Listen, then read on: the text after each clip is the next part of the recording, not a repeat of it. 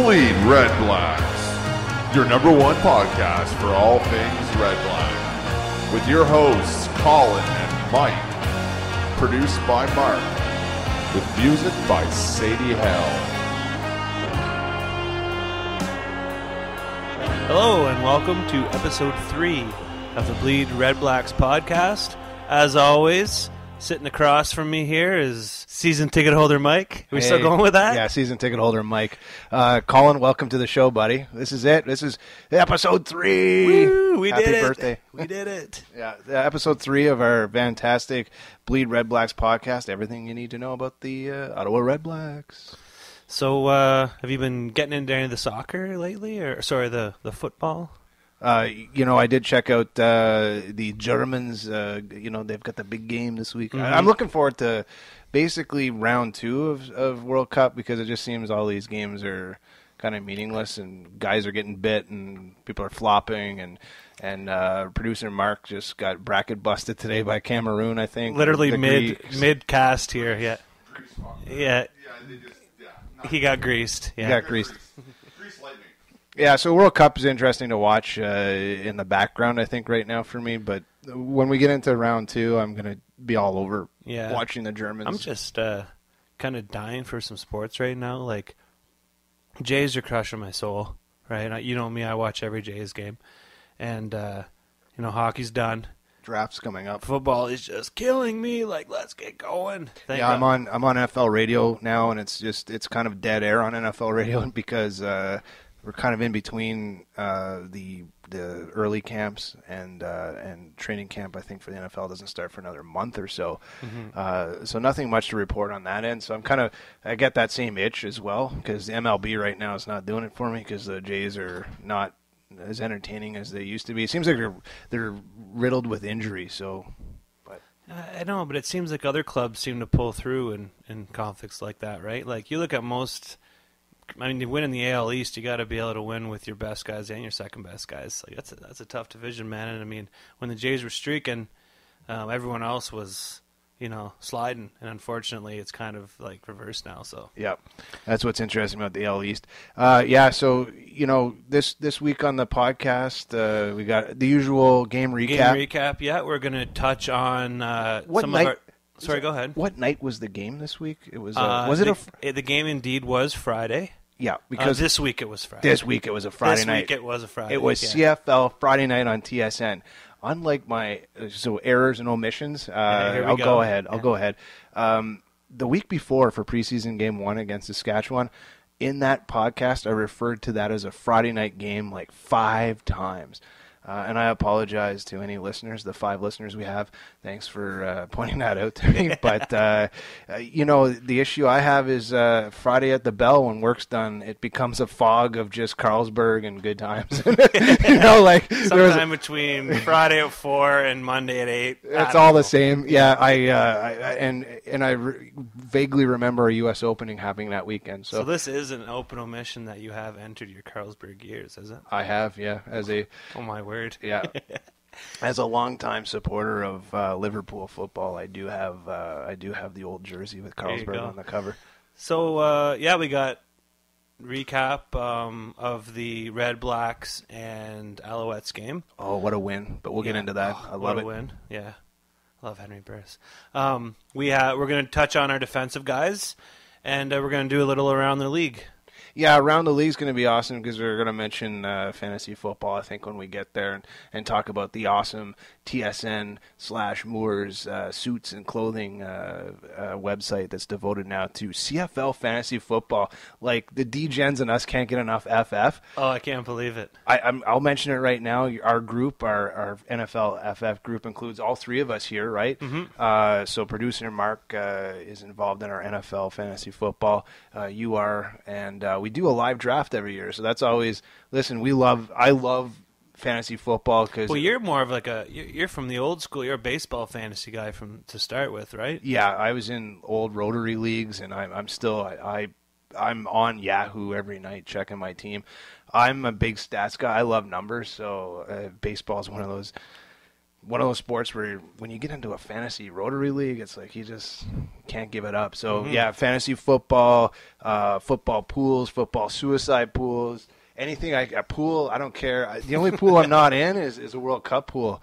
Go to DougStanhope.com and join the Death Pool League too as well. So, everything. I think right now in my office pool, I'm sitting at a solid 74 out of 77. So 3 people who are behind me, eat my dust. Yeah. Know what I'm saying? Yeah. So, we'll talk a little bit about that, and you can check us out.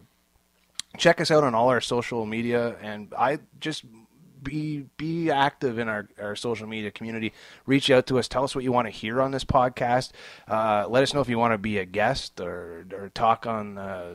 Let us know on Facebook. I'm sure this is obvious, but we are an independent.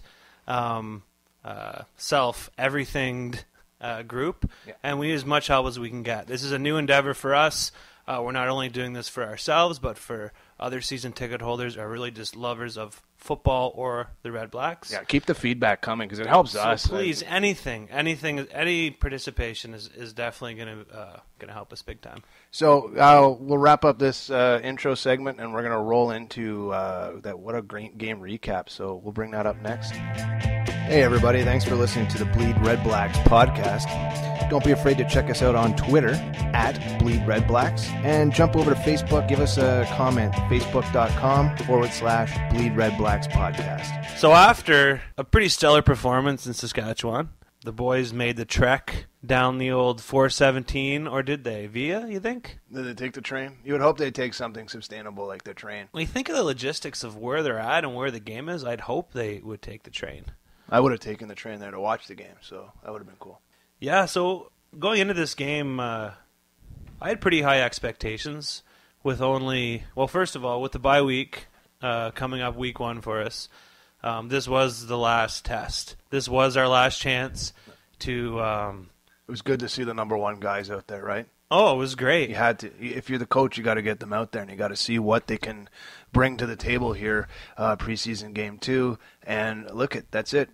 They've got a week off to sort out their film work, their playbook. Mm-hmm. So yeah, you're right. But also the timing being the day before cut down day really gave them an opportunity to see these guys perform one last time.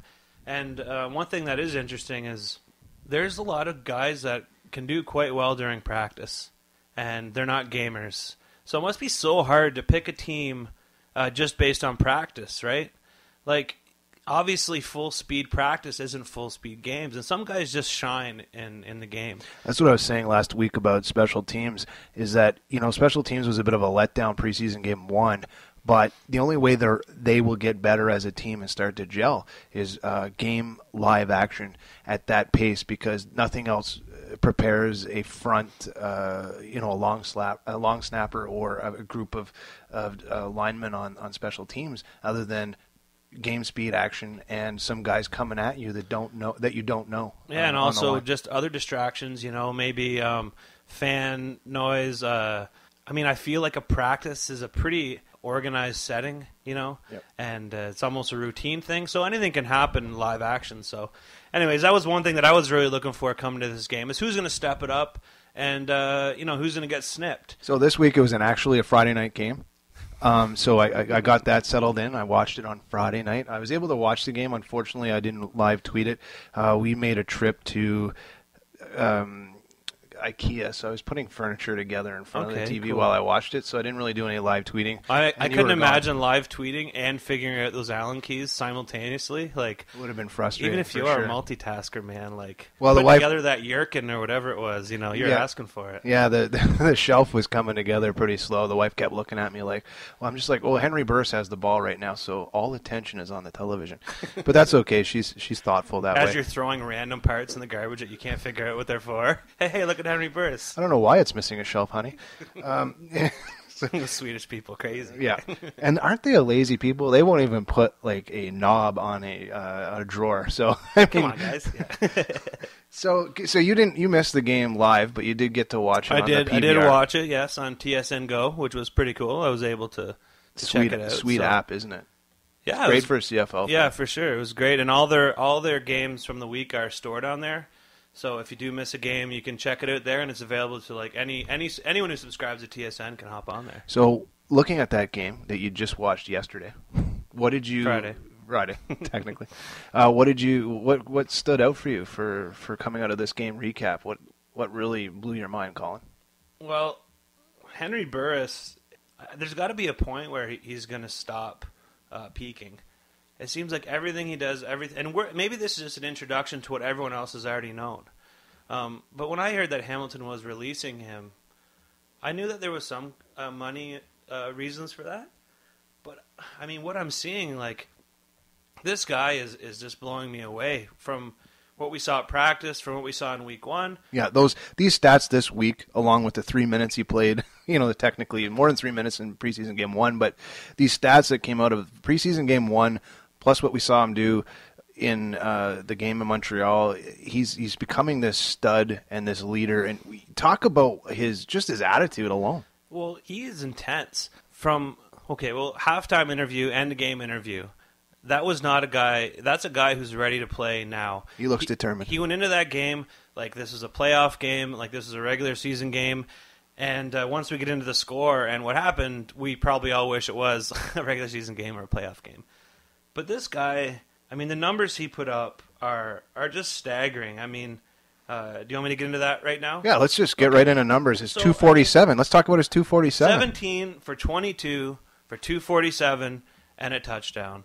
And, I mean, this guy carved the Montreal defense up. He was on pace for a 500-yard game. I mean, let's talk about it. So it's funny. Last week I was being smart, and, I brought up the comment, I want some Peyton numbers, blah, blah, blah. This is what we got. Omaha. Yeah. So you're right. He comes out of the gate, and he seemed to really find a pace. And that's something, on the other side of the ball, the Alouettes look poor in a sense. They couldn't find a rhythm, yet you look at the Redblacks and just that offense that was going out, finding the right rhythm, the run, the pass, and just Burris, like you said, carving up that defense that didn't look gelled for Montreal, but we'll get into that in a moment. One thing that we're coming to see, and I know we touched on this a lot last week, was the importance of veteran presence moving forward with a shallow bench. And it seems like he is dialed in with those receivers.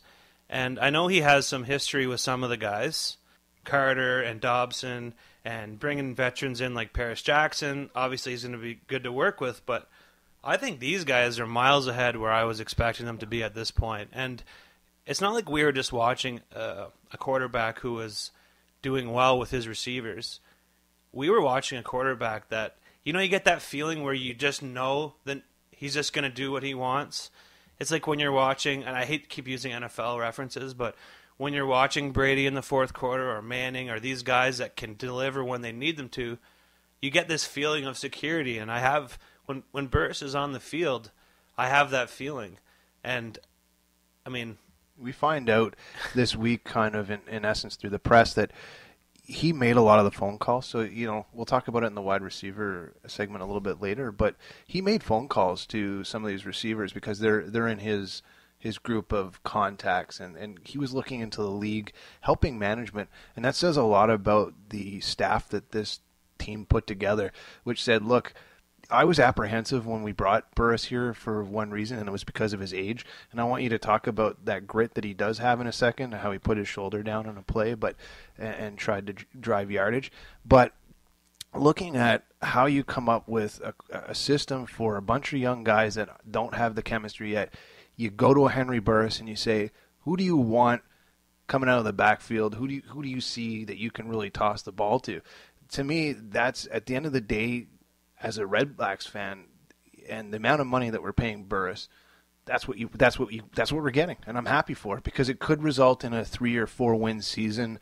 It could result in a 6 or 7 game win season. So I'm looking forward to a Henry Burris that could lead the team and give us something to cheer about as fans. So, I mean, we have great offensive coordinator, but I mean, with every great offensive coordinator is a great quarterback, and I'm sure with Henry's experience, he could probably step in and grab the clipboard himself, right?